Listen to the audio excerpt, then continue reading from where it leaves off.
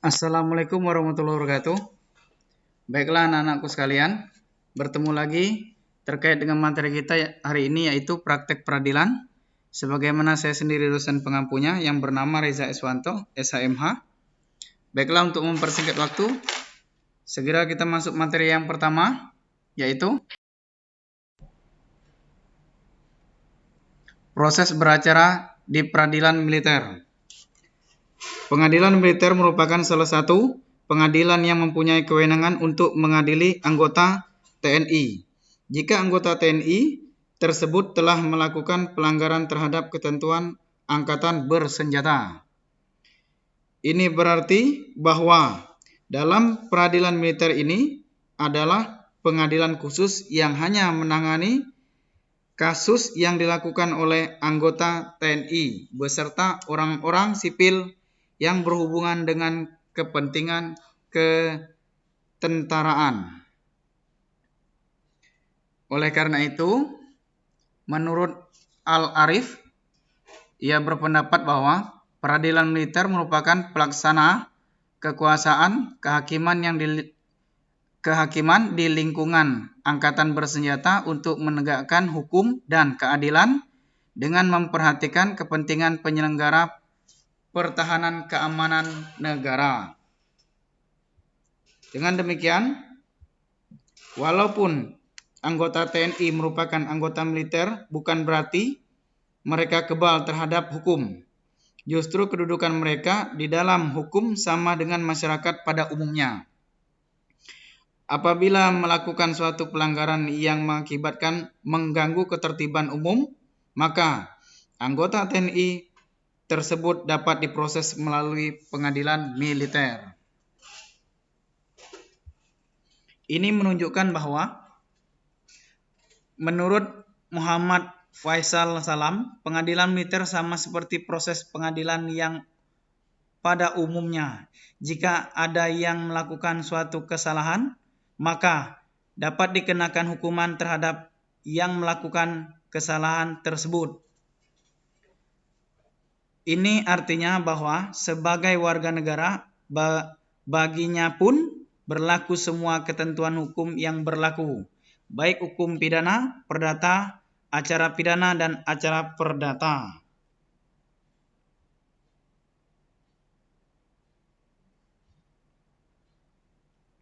Dengan demikian, apabila terdapat anggota TNI yang telah melakukan suatu kesalahan atau yang biasa kita sebut dengan oknum, maka anggota TNI atau oknum tersebut harus menjalani proses di pengadilan militer untuk mempertanggungjawabkan atas perbuatannya. Di dalam hukum acara peradilan militer, terkait dengan tahapan beracaranya, tidak terlalu banyak perbedaan dengan hukum acara pidana pada umumnya. Adapun tahap beracara di pidana militer yaitu sebagai berikut. Tahap penyidikan. Penyidikan dalam proses peradilan militer ini terdiri dari atasan yang berhak menghukum atau disingkat ankum, kemudian polisi militer dan auditor. Kewenangan terkait dengan penyidikan yang ada pada atasan yang berhak menghukum tidak dapat dilaksanakan sendiri, melainkan pelaksanaannya dilakukan oleh penyidik, polisi militer, atau auditor.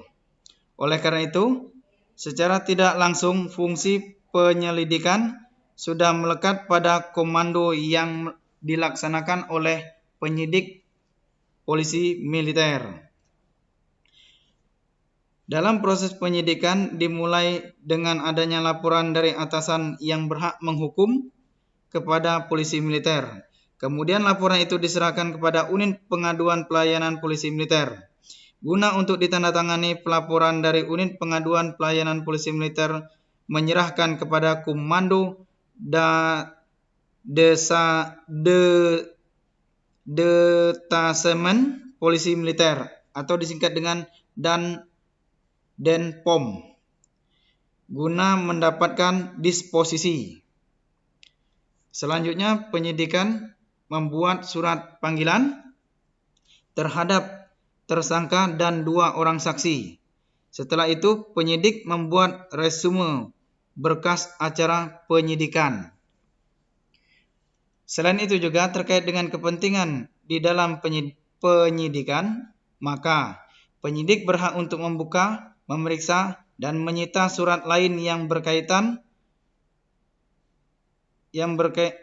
surat lain yang dikirim melalui atau telekomunikasi, jawatan atau perusahaan komunikasi apabila benda tersebut dicurigai mempunyai hubungan kuat dengan perkara pidana yang diperiksa, dan penyidik dapat pula melakukan penggeledahan rumah, penggeledahan pakaian, atau penggeledahan badan dan penyitaan. Penyitaan ini dilakukan dengan berdasarkan pada surat perintah. Itu tadi terkait dengan tahap penyidikan. Tahap selanjutnya yaitu tahap penyerahan perkara. Setelah dilakukan penyelidikan terhadap tersangka, maka selanjutnya dilakukan tahap penyerahan perkara ke pengadilan militer. Dalam hal penyerahan perkara ini, yang berhak melakukan penyerahan perkara tersebut adalah perwira penyerahan perkara atau yang disingkat dengan PAPERA. Adapun yang dimaksud dengan perwira penyerahan perkara atau PAPERA dalam pasal 122 ayat 1 Undang-Undang Nomor 31 tahun 1907 Undang-Undang Nomor 31 tahun 1997 tentang peradilan militer adalah perwira yang menyerahkan perkara adalah Panglima, Kepala Staf TNI Angkatan Darat, Kepala Staf TNI Angkatan Laut, Kepala Staf TNI Angkatan Udara, dan Kepolisian dan Kepala Kepolisian Negara Republik Indonesia. Setelah masuk ke tahap penyerahan, kemudian masuk lagi ke tahap penuntutan. Pada tahap penuntutan ini sudah termasuk dalam tahap penyerahan perkara. Pelaksanaan penuntutan ini dilakukan oleh auditor yang bertugas atau yang bertanggung jawab kepada auditor jenderal. Sedangkan operasional justice bertanggung jawab kepada perwira penyerah perkara. Apabila berkas yang dilimpahkan ke pengadilan militer dari auditor militer, maka kepala pengadilan militer harus segera mempelajari berkas tersebut guna untuk melihat apakah pelimpahan berkas ini termasuk dalam wewenang pengadilan militer atau tidak. Setelah dilakukan tahap penuntutan, tahap selanjutnya yaitu tahap pemeriksaan dalam persidangan.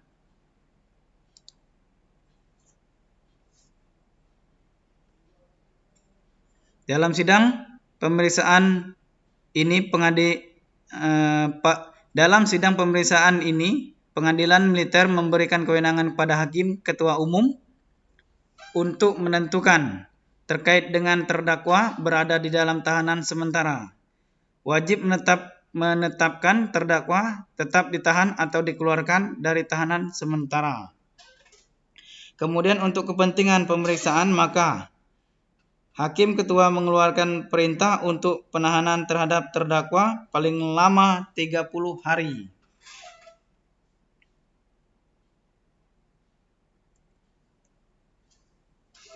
Dalam pemeriksaan di pengadilan militer ini, apabila terdakwa yang tidak ditahan atau tidak hadir pada hari sidang pengadilan yang sudah ditentukan, maka hakim ketua meneliti terkait dengan sudah dipanggil atau tidaknya terdakwa secara sah.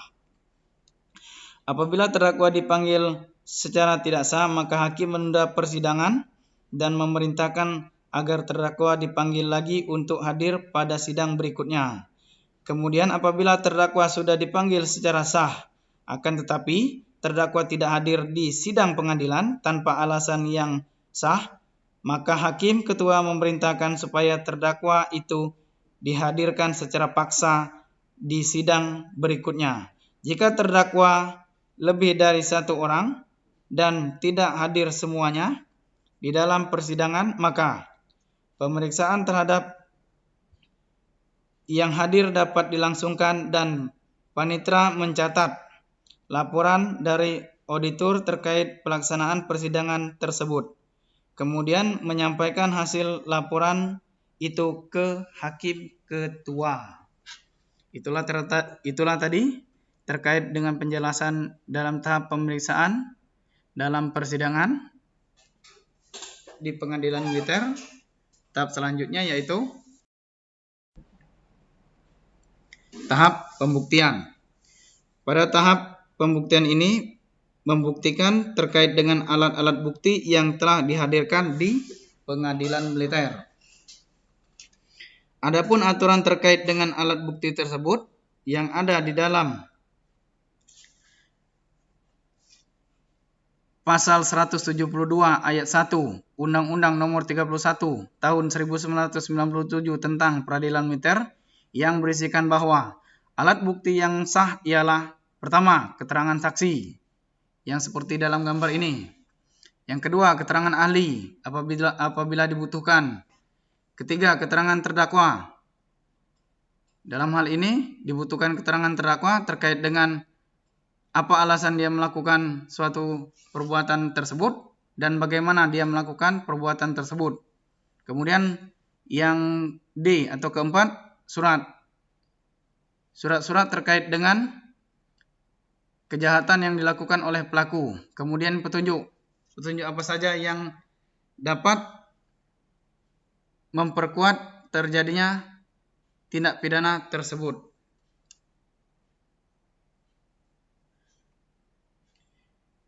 Selain itu juga, apabila hal yang secara umum sudah diketahui, maka tidak perlu dibuktikan kembali di dalam sidang pengadilan. Artinya apabila secara umum telah diketahui semua kejahatan yang telah dilakukan oleh oknum tersebut, maka tidak perlu lagi adanya keterangan saksi, ahli, karena sudah diterangkan oleh terdakwa, kemudian surat dan bukti petunjuk. Setelah tahap pembuktian ini selesai, maka hakim memutuskan terkait dengan terdakwa bersalah atau tidaknya. Jika memang terdakwa bersalah, maka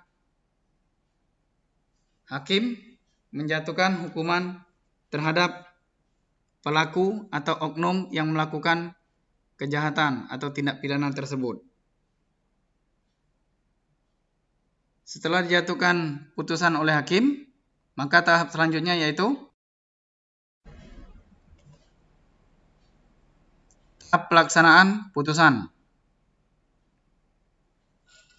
Pada tahap ini pengawasan dilakukan oleh kepala pengadilan pada tingkat pertama dan khususnya pada pelaksanaan pidana bersyarat pengawasannya dilakukan dengan bantuan komando yang bersangkutan.